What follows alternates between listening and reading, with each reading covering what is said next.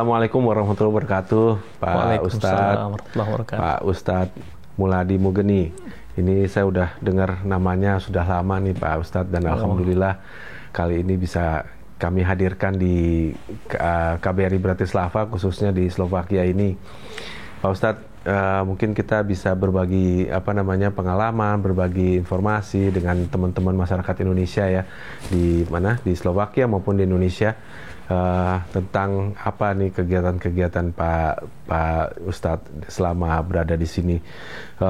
Tapi sebelum kita ke sana, mungkin Pak Ustadz bisa sedikit memperkenalkan diri, Bapak, pengalaman ke sekolahnya, pengalaman penempatannya. Kalau nggak salah Pak Ustadz penempatannya lebih banyak daripada saya nih, daripada para diplomat, karena udah pergi kemana-mana nih kayaknya nih. Silakan Pak Ustadz. Iya. Alhamdulillah, terima kasih sekali nih Bapak Dubes Dr. Pribadi Sutiono. Alhamdulillah pada kesempatan Ramadan kali ini saya berkesempatan silaturahmi warga Indonesia di Bratislava, termasuk juga dengan lokal Muslim ya Pak Dubes ya di sini, dalam rangka kegiatan Ramadan tahun 2023 atau 1444 terkait dengan pengalaman ataupun background pendidikan yang ditanyakan. Ya nggak begitu jauh beda lah dengan Pak Dubes lah, mungkin lebih tinggi Pak Dubes ya. Insya Allah ada kesempatan, mungkin saya termasuk yang diberikan kesempatan oleh Allah ya untuk mengenyam pendidikan di luar ya Pak Dubes. S1 saya ketika itu saya tempuh di Universitas Al-Azhar Kairo. Masya Allah. Kemudian ada tawaran untuk dari rektor Presiden International Islamic University Islamabad Pakistan untuk melanjutkan S2. Akhirnya saya juga ya tertarik untuk mengambil jurusan yang sama, Syariah and Law di sana. Dan akhirnya kemudian sampai melanjutkan akhirnya S3 di sana juga. Itu berapa lama tuh Pak dari S2 ke S3 di Islamabad Pak? Oh, kalau S2 saya on time, artinya 4 tahun. 4 tahun. Karena 2 tahun masa kuliahnya, kemudian 2 tahun masa menulis skripsi. Kemudian S3 saya tempuh di tengah-tengah saya bekerja di kedutaan KBRI Islamabad. Ceritanya panjang itu, jadi mungkin ada semacam diskusi dengan Bapak Dubes almarhum ketika itu. Pak Burhan Muhammad ya almarhum. Kebetulan beliau juga di tengah-tengah posting di, kalau tidak salah di Amerika, beliau merampungkan S3-nya juga. Kita diskusi, ada cocokan tentang satu tema kira-kira. Nah, beliau mengencourage saya, coba tolong kamu ambil ini dan kita teliti tentang ini. Kira-kira begitu. Ketika itu. Itu salah satu motivasi menjadi S3-nya? Iya, salah satu motivasi yang memang ketika itu saya nge-apply S3. 2014 ketika itu, saya masih ingat. Saya pribadi menyesuaikan dengan target kerja di kedutaan ketika itu. Jadi memang sengaja dimolorkan waktunya lah. Gitu, ketika itu. Alhamdulillah tahun 2022, pas 17 Agustus ijazah saya keluar. 17 Agustus 2022. Waduh. Jadi memang sesuai dengan kemerdekaan. Banyak gitu ya. Selebrasinya itu hanya merayakan nikmat kemerdekaan sama dengan merayakan nikmat selesainya kuliah S3. Itu selesai, bukan wisudanya ya? Selesai. Dapat ijazahnya selesai ketika itu. Alhamdulillah Pak Dubes ya. Lumayan lah, mudah-mudahan ada bekal. Insya Allah. Dan akhirnya bisa kesini kan, Alhamdulillah.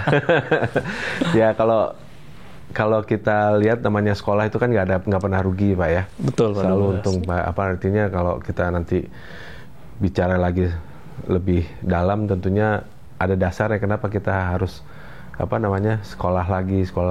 Kalau kita itu kan wahyu pertama tuh Pak ya. Iqra itu kan. Tapi kita bahas itu nanti Pak. Oh itu. Sesuai. Jadi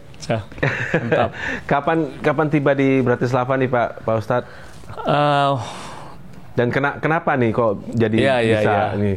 Itu ceritanya unik Pak Dubes. Itu waktu itu kalau tidak saya masih ingat Pak Dubes dalam rangka kunjungan ke Indonesia itu ada pertemuan dengan Bapak Menko Polhukam ya, Bapak Mahfud MD, kemudian yang mendampingi Bapak kalau tidak salah itu Pak Denny Tribasuki dengan Pak Stefan Jami ya. Pak Stefan Jami. Nah, tiba-tiba saya dikontak oleh Pak Denny, ngobrol lah istilahnya. Ini saya habis ada mendamping Pak Dubes, kita mau adakan acara kegiatan Ramadan. Oh begitu, Masya Allah. Gimana rencananya? Tapi kita ingin ada promosi tentang bagaimana Islam di Indonesia, tradisi Ramadan di Indonesia gitu loh.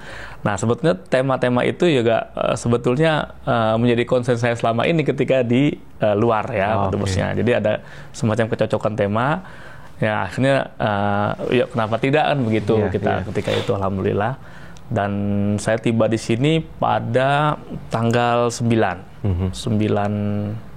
April ya. 9 April ya, alhamdulillah di sini ditempatkan di tempat yang luar biasa. Tuan rumahnya orang nomor 1 di Bratislava dengan ibu yang luar biasa, hangat, kemudian Masya Allah ya, sangat akrab dengan kita dan juga mengayomi lah. Dan juga saya lihat dengan semua masyarakat di sini, alhamdulillah. Jadi begitu Pak Dubes, mudah-mudahan kalau tidak ada perubahan tanggal 25 ini akan kembali ke tanah air. Karena yang Indonesia juga minta supaya lebaran juga Pak Dubes. Oh gitu ya. Saya pikir mau jalan-jalan dulu di Eropa, mumpung udah sampai Eropa jauh. Kalau visanya sampai bulan Juni Pak Dubes. Iya, insya Allah nanti balik lagi Pak. Amin, amin, amin. Tapi ngomong-ngomong soal ketibaan di Bratislava nih Pak ya, di Slovakia Pak ya. Pak Ustadz sebelumnya udah tahu belum Bratislava itu seperti apa atau Slovakia itu seperti apa?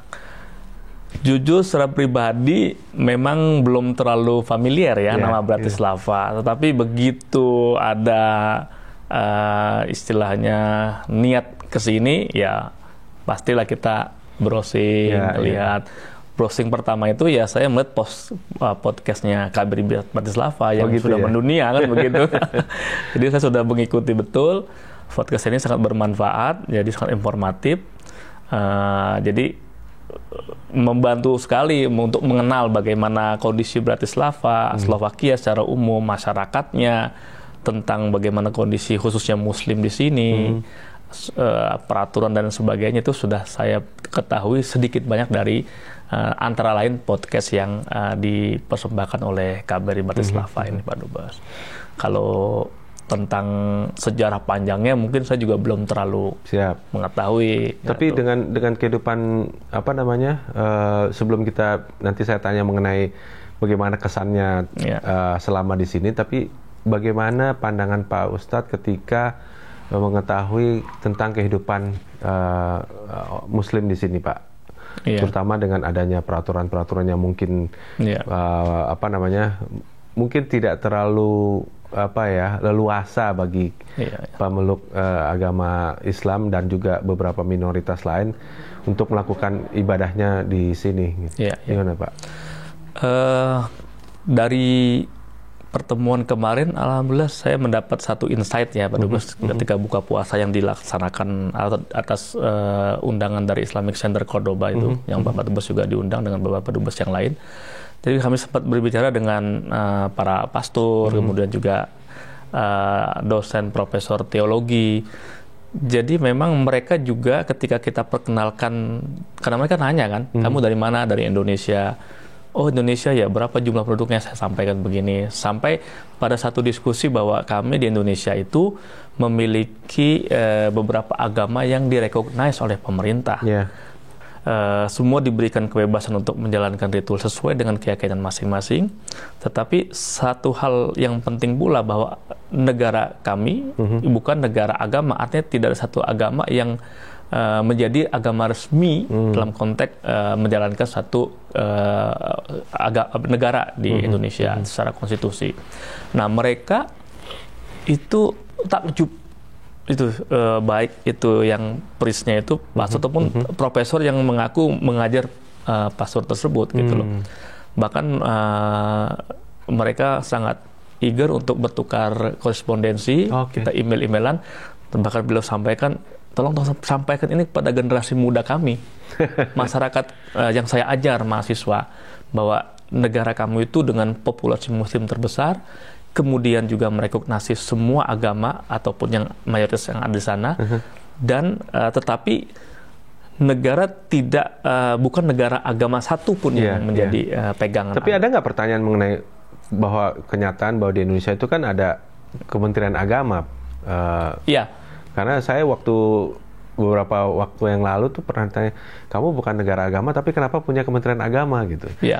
Ya justru Kementerian Agama itu untuk mengatur yang sifatnya umum ya, supaya masing-masing agama mendapatkan alurnya gitu loh dalam menjalankan keyakinan, tetapi bukan mengatur mengintervensi detail-detail ritual yang berkaitan dengan masing-masing agama.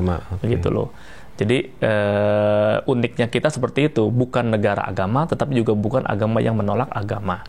Nah, kemudian kesan tentang di sini, saya pikir memang setiap negara punya kebijakan masing-masing, Pak Dubes ya. Jadi kita sebagai orang luar ataupun tamu, memang baiknya memang tidak terlalu dalam mengintervensi kebijakan suatu negara, itu yang penting. Kedua, apalagi sebagai Muslim yang notabene adalah minoritas di sini, mungkin yang perlu dikembangkan adalah bagaimana kita memiliki satu sikap moderasi yang bisa beradaptasi dengan perkembangan kebijakan suatu negara terhadap agama-agama yang ada. Itu mungkin yang harus diadapt. Jangan kita itu istilahnya memaksakan kehendak, menggunakan satu tradisi alam mayoritas di negara masing-masing, menerjemahkannya dalam konteks negara di mana kita tinggal sekarang. Ini mungkin yang harus terus di-nurturing oleh muslim-muslim yang mungkin yang bergerak dalam foundation ataupun yayasan agama Islam yang ada di sini. Itu yang mungkin pesan pertama ketika kami mendapat kehormatan Pak Dubes untuk coba kita khutbah Jumat di Islamic Center. Ya, salah satu kehormatan saya dari Pak Dubes tentunya memberikan satu kesempatan tersebut. Isi teks pertama yang kami sampaikan adalah mengenalkan core ajaran Islam tentang kemudahan, tidak berlebihan. Itu jantung dari inti ajaran Islam yang mulai mungkin barangkali dilupakan oleh umat Islam sendiri, sehingga pada perjalanannya dakwah mereka itu mendapatkan benturan-benturan, baik itu benturan konstitusi maupun konflik secara horizontal. Itu sebetulnya berseri, Pak Dubes.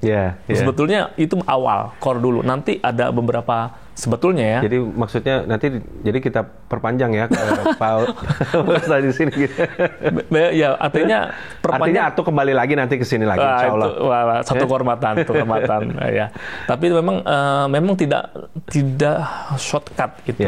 Harus pelan-pelan, karena saya melihat juga dalam berinteraksi beberapa orang yang jamaah di situ, basic pemahaman keagamaannya mungkin masih perlu terus ditempa, tetapi semangatnya luar biasa. Nah, kadang plusnya semangat itu bisa kita kapitalisasi untuk amal sosial, kemudian charity dan sebagainya. Tetapi kalau terkait dengan Islam gerakan, nanti mungkin harus dibarengi dengan sebuah pemahaman keagamaan yang komprehensif. Nah, kalau masuk angin dalam artian pemahaman yang ekstrim, itu akan menjadi bumerang terhadap gerakan Islam itu sendiri. Ya, itu sebenarnya yang menjadi dasar dari pemerintah di sini untuk membuat suatu aturan yang agak ketat, di mana efek-efek yang tidak baik itu yang ingin dihindari oleh mereka. Tentunya berkaca pada pengalaman negara-negara lain. Gitu. Nah, Pak Ustadz, ketika Pak Ustadz itu kan melakukan ceramah ataupun istilahnya short notice reminder di kegiatan-kegiatan Islamic Center Cordoba, khususnya di sholat-sholat tarawih dan juga sholat Jumat. Nah, kesannya Pak Ustadz terhadap jamaah dan juga bagaimana kesannya jamaah terhadap Pak Ustadz itu sendiri, gimana Pak Ustadz? Dan juga tentunya bahwa misi Indonesianya itu bagaimana mereka itu? Pertama saya kesan terhadap program ini dulu. Itu yang perlu saya highlight ya, supaya pemirsa ini programnya juga, Cordoba atau program KBRI. KBRI ya, ini pertama, ini saya pribadi impresif ya. supaya pemirsa juga tahu di mana-mana tuh mungkin banyak program seperti ini, atau nggak banyak, adalah beberapa kedutaan yang memang mengundang para ustadz untuk bisa ke negara tersebut. Tapi mungkin konsumsinya itu lokal, artinya pada komunitas warga Indonesia diaspora. Diaspora Indonesia ya. Memang penting, tetapi ini program di Bratislava ini itu beyond ya, artinya ada plusnya.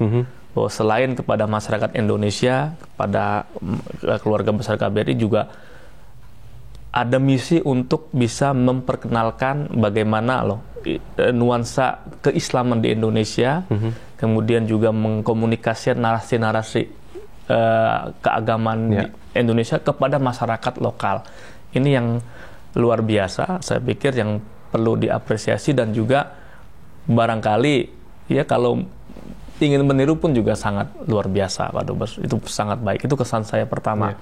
Dan tentunya pun juga kesan saya terhadap pertemuan dengan masyarakat lokal itu juga saya kembali belajar begitu loh, bahwa memang sesuatu yang dalam pandangan kita final gitu ya, kajian tentang keislaman, tetapi di negeri lain mungkin itu masih sesuatu yang pemulaan gitu loh. Jadi memang harus sabar kita itu memberikan satu pemahaman keagamaan yang komprehensif, yang toleran, yang santun, yang damai, yang menerima keberagamaan. Itu memang boleh jadi bagi sebagian kita itu sesuatu yang sudah taken for granted, tetapi di sini menjadi sebuah ujian, menjadi sebuah yang harus kita mulai lagi kembangkan dan kita nurturing kembali. Itu yang menjadi PR kepada saya, bahwa yolah kita turunkan narasi diksi-diksi yang tinggi-tinggi itu sekarang kita konkretkan dalam gerakan yang memang dibutuhkan oleh masyarakat yang dalam hidup di tengah-tengah yang minoritas seperti ini. Kalau kesan dari audien, ya mungkin Bapak Dubes yang bisa menanyakan. Tapi ya tentunya dari hasil interaksi Pak Ustadz dengan jamaah-jamaah misalnya sesudah sholat, atau apa mungkin ada kesan khusus atau gimana gitu misalnya. Sering Pak Dubes, jadi paling tidak kan kita juga bertanya kan, ada dari audiens orang Arab. Kadang saya mungkin juga sedikit-sedikit bisa bahasa Arab, ya saya ngobrol dengan mereka gimana. Jadi mereka sibuk Pak Dubes, mereka orang sibuk ya, besoknya mereka akan kerja. Jadi menemukan semacam tradisi tarawih yang tidak membebani. Ini satu. Ini tradisi Indonesia ya? Sebenarnya sengaja saya minimal tradisi yang sering saya alami di Indonesia. Karena saya berpegangan pada mazhab Maliki gitu ya, yang mengatakan mana yang lebih utama, Anda baca ayat surat Al-Quran yang panjang tapi tidak sempurna makna secara akumulatif, atau ayat yang sedikit tapi finish dan mudah diikuti oleh jamaah. Imam Maliki mengatakan ketika kamu jadi imam, lebih baik kamu menggunakan pendekatan bacaan yang sedikit tapi sempurna dan memudahkan bagi para jamaah. Apalagi konteks jamaahnya itu bukan jamaah yang memang khusus para penghafal Al-Quran. Tapi di situ ada orang profesional, di situ ada ibu rumah tangga yang harus menyiapkan sahur. Jadi kita pakai paket yang moderat, artinya yang tidak terlalu membebani. Dan mereka senang gitu loh dengan yang kita sampaikan. Bahkan dalam susunan ayat yang sebetulnya biasa, yang tadi saya bilang di Indonesia itu sangat biasa, menurut mereka luar biasa. Saya baru menemukan pola ayat dengan susunan sampai akhir seperti itu, dia bilang begitu. Jadi urutan bacaan itu ya, dari urutan Al-Hakumus sampai An-Nas itu kan sampai orang biasanya kalau tadi si orang khataman Quran itu kan membaca itu ke bawah setelah berjamaah. Jadi kita sampaikan itu. Nah, yang penting unsur daripada tumak ninahnya ada, kemudian sakinah juga ada, khusyuknya kita usahakan ada. Jadi enjoy mereka itu. Dari beberapa orang yang saya tanya, termasuk Pak Imam pun juga saya nyuruh saya terus jadi imam kan, jadi wah saya bilang Bang, Anda bisa tambah terus tuh Pak. Bisa tambah terus. Jadi saya bilang wah Anda relax dah sekarang, saya bilang ya. Tapi bercanda dia. Sampai Jumat pun juga, besok nih mau ada Idul Fitri nih katanya. Bagaimana imam lagi katanya? Oh ya saya mau jadi makmum aja, saya bilang. Jadi ya itu senang lah Pak Dubes dengan mereka. So dengan kehadiran Pak Ustadz di sini Pak, terasa nggak kira-kira unsur keindonesiaannya di dalam kita bersama-sama dengan masyarakat setempat melakukan sholat tarawih, sholat Jumat bersama, bahkan ada kegiatan iftar bersama. Saya tahu waktu itu Pak Ustadz malah diminta untuk baca ayat surat Quran. Dari kunjungan yang singkat dengan misi memperkenalkan Indonesia atau bertradisi keislaman Indonesia melalui kegiatan Ramadan, saya pikir sudah cukup mengena di kalangan kawan-kawan kita yang di Islamic Center, sudah mengetahui lah bahwa Indonesia ya minimal seperti itu gitu loh. Kemudian tradisi berjamaahnya sampai juga mereka mengenalkan kepada jamaah yang iftar yang ada orang-orang asing, ada rabai, kemudian para Katolik dan sebagainya, itu kita diminta untuk membacakan Al-Quran karena kehormatan juga bagi mereka bahwa ada tamu Indonesia yang selama ini bersama mereka kan begitu. Saya pikir itu more and less cukup berhasil Pak Dubes untuk bisa kita mengenalkan Indonesia kepada masyarakat di sini. Saya pikir itu kalau suasana keindonesiaan dengan masyarakat Indonesia sendiri, diaspora di sini, justru mereka juga menginginkan supaya setiap bulan ada Ramadan kan. Di situ ada buka bersama, di situ ada tarawih bersama, malam-malam mereka juga hadir secara guyup luar biasa. Dan saya melihat suasana guyup antar masyarakat Indonesia di sini juga luar biasa Pak Dubes. Jadi luar biasa karena mereka juga saling sharing makanan untuk buka puasa. Jadi saling gotong royong. Sistemnya kita pakai sistem potluck Pak Ustadz. Jadi kita udah mengadakan buka puasa bersama 4 kali dan 4-4-nya potluck. Jadi Masya Allah. Jadi berat sama di apa tuh? Kenapa? Berat sama di jinjing. Oh, jinjing Pak. Ada istilah gitu ya. Istilah itu. Jadi ya karena ini dari kita untuk kita Pak. Jadi ya karena prinsip saya sebagai duta besar di sini adalah kita semua keluarga. Jadi kalau itu keluarga ya kita sama-sama lah apapun gitu. Ya jadi kita adakan tarawih bersama juga 4 kali selama Ramadan. Alhamdulillah ada Pak Ustadz, jadi ada siraman rohaninya yang lebih mantep. Nah Pak Ustadz, kalau boleh saya sedikit bertanya lagi Pak, lebih agak ke dalam. Kira-kira what next yang harus kita lakukan? Artinya kita itu tentunya kalau kami ya KBRI yang ada di sini adalah sebagai ujung tombaknya di sini. Tapi kan tentunya kami tidak bisa bekerja sendiri. Nah, apa kira-kira kolaborasi apa yang perlu kami lakukan misalnya dengan Pak Ustadz atau juga di sini nanti apa yang harus kita lakukan Pak untuk ini tentunya dengan berpegang pada unsur itu tadi sabar Pak. Nggak mungkin kan kita juga bukan ahli sihir yang punya tongkat ajaib kan yang punya itu. Tentunya harus dengan sabar, step by step. Nah tapi kan tentu harus ada kerjasama, harus ada target dan apa. Dan kira-kira apa tuh Pak Ustadz yang harus dilakukan KBRI dalam hal ini? Kita bersyukur KBRI sudah memiliki jaringan yang luar biasa ya Pak Dubes dengan Islamic Center di sini ya. Itu dalam konteks kegiatan diplomasi kebudayaan dan istilahnya diplomasi publik istilahnya. Diplomasi publik ya Pak Dubes ya. Itu sudah ada jaringannya dan mereka juga tentunya memiliki jaringan yang luar biasa terhadap komunitas-komunitas agama di sini termasuk dengan pemerintah setempat. Itu saya pikir bisa kita jadikan batu loncatan ya, maksudnya bisa jadikan sebagai tool untuk bisa mengembangkan promosi Indonesia lebih luas dalam konteks diplomasi publik tadi. Seperti yang tadi saya sampaikan bahwa mereka juga ada keingintahuan besar terhadap apa sih Indonesia dalam melihat sebuah pluralitas keagamaan yang saya katakan bahwa sebetulnya kita itu sudah sangat baik untuk dinilai orang, tetapi mungkin narasi kepada masyarakat dunia yang mungkin kurang. Nah, bisa itu kita manfaatkan untuk terus mendorong khususnya di sini ya. Khususnya di Bratislava di sini. Slovakia ya. Di Slovakia. Jadi kita sudah punya kawan di Islamic Center itu kita gunakan sebagai teman untuk menjerat jaringan lebih luas. Networking. Kalangan-kalangan kampus mereka juga nampaknya juga luar biasa gitu loh, karena pasti ya mereka pun juga mengakui ada sikap kalangan akademisi, ada sikap dari kalangan agamawan, tapi juga di satu sisi ada sikap pemerintah sini yang memang agak rigid. Nah itu kan kita tidak harus, kalau tidak bisa semua kan tidak harus kita tinggalkan semua. Apa yang kita bisa kita lakukan, minimal kalangan think tank di sini ataupun kalangan pendidikan dan kalangan agamawan. Itu yang kita bisa lakukan, semacam kegiatan mendialogkan tentang tema-tema keumatan, kebangsaan melalui jaringan-jaringan tersebut Pak Dubes ke depannya. Tentu kita ingin menyampaikan promosi Indonesia pada intinya gitu loh, karena Indonesia itu seperti emas yang masih tersimpan di tanah gitu Pak Dubes. Kalau umpama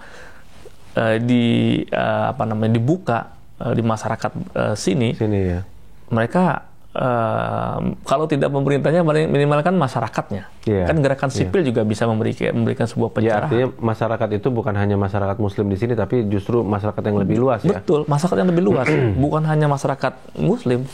Karena yang disampaikan oleh mereka, saya punya student banyak di sini yang memang belum tahu tentang bagaimana yang Anda sebutkan tadi. Posisi Indonesia, bagaimana menghargai keragaman agama semua, yang mereka tahu bahwa agama kami hanya ini gitu ya. Tapi dalam tahap tertentu memberikan mungkin quote unquote diskriminasi terhadap gerakan agama yang lain. Itu kan itu perlu perspektif dari negara lain.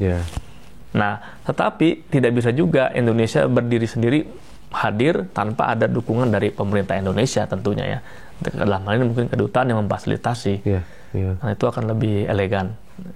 Kami di kedutaan memang sedang mencoba mengembangkan semacam interfaith dialog, Pak. Betul, Ustadz ya. Jadi insya Allah ini menjadi salah satu program KBRI di mana adanya keperluan, itu tadi yang disampaikan oleh Pak Ustadz, membuka perspektif yang lebih luas terhadap Islam, khususnya juga Islam Indonesia yang orang katakan jauh lebih moderat daripada di tempat lain meskipun sama-sama Islam. Betul. Tapi itu mungkin bisa membuat paling tidak ada dua hal yang bisa kita capai, pengertian terhadap Indonesia dan juga pengertian tentang Islam Indonesia itu sendiri. Betul, jadi insya Allah nanti kami juga akan melakukan itu, Pak.